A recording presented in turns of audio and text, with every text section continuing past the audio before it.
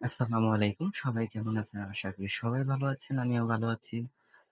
তো আজকে আমি আপনাদের সাথে শেয়ার করব আমরা যে কলিজা সিঙ্গাড়াটা বিক্রি করি ৳২০ র ভিতরে।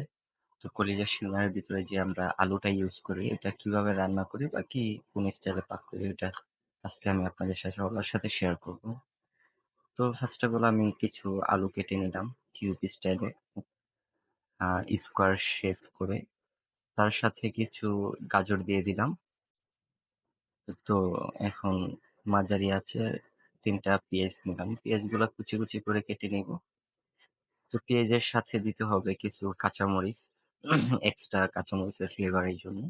ওইটাও নিয়ে নিলাম। প্রায় ৮-১০ টার মতো কাঁচামরিচ মাঝখান দিয়ে কেটে নিবো। কাঁচামরিচটা এক্সট্রা ফ্লেভারে বা ঘ্রাণের জন্য ইউজ করা হয়। তো কাঁচামরিচ কেটে নেওয়ার পরে এখন আমি মসলাগুলা নিবো। মসলাতে থাকবে ফার্স্ট অফ অল হচ্ছে এলাচ, তারপর হচ্ছে আ লং নিয়ে নিবো ২-৩ পিস। তারপর হচ্ছে আপনার এটাকে বলে আ তেজপাতা, তেজপাতা নিয়ে নিবো। তারপর হচ্ছে দারচিনিটা নিয়ে নিবো।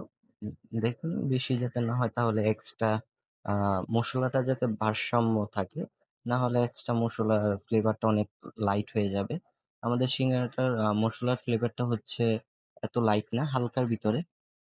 তো তারপরে আমি কড়াইটা ভালো করে গরম করে এটাতে মসলাটা ঢেলে দিব। মসলাটা একটু আ ১০-১৫ সেকেন্ডের মতো একটু হিট করে তারপরে তেল দিয়ে দিব। তেল দিলে মসলার যে ফ্লেভারটা ওটা পুরাটা তেলে চলে যাবে। তারপরে দিয়ে দিব আমি পেঁয়াজ কুচি আর হচ্ছে কাঁচামরিচ যেটা কেটে রাখছি। এটা দিয়ে প্রায় ৮-১০ মিনিটের মতো ভাজা লাগবে। কারণ হচ্ছে হালকা পেঁয়াজের একটা মিষ্টি ফ্লেভার ছাড়বে।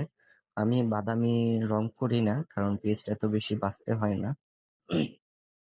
আপনার পেঁয়াজটা থেকে হালকা একটা ফ্লেভার আসবে। মিষ্টি অনেক সুন্দর একটা ফ্লেভার।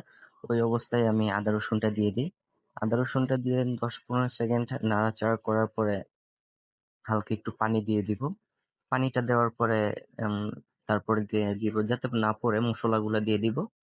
পানি দেওয়ার কারণ হচ্ছে যাতে মসলা যে আমি মসলাগুলো ইউজ করি বা এগুলা দিতে একটু টাইম লাগে। এই টাইমের ভিতরে যাতে না পড়ে সেজন্য এটার করবা।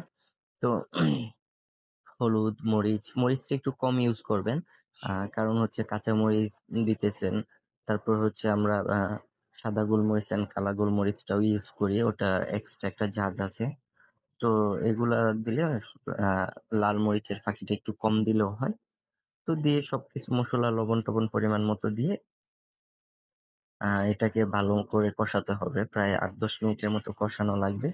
কষানোর পরে এটা থেকেও একটা সুন্দর স্মেল, সুন্দর একটা ঘ্রাণ বের হবে। ওই অবস্থায় আমি আলুগুলা দিয়ে দেই।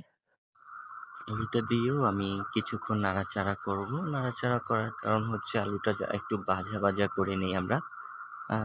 প্রত্যেকটা মসলা যাতে আলুর গায়ে স্কিনে লাগে সেজন্য একটু ৩-৪ মিনিটের মতো একটু এটাকেও ভাজা, ভাজা করে নেই। তো এটাকে ভাজা, ভাজা ৩-৪ মিনিট নাড়াচাড়া করার পরে অল্প আঁচে নাড়াচাড়া করি, হাই স্পিডে না তাহলে মসলাগুলা পুড়ে যাবে। তো নাড়াচাড়া করার পরে এটার সমপরিমাণ পানি দিয়ে দিব। পানি দিয়েও হালকা নাড়াচাড়া দিয়ে এটাকে ঢাকনা দিয়ে ঢেকে দিব প্রায় ০.৫ ঘন্টার মতো।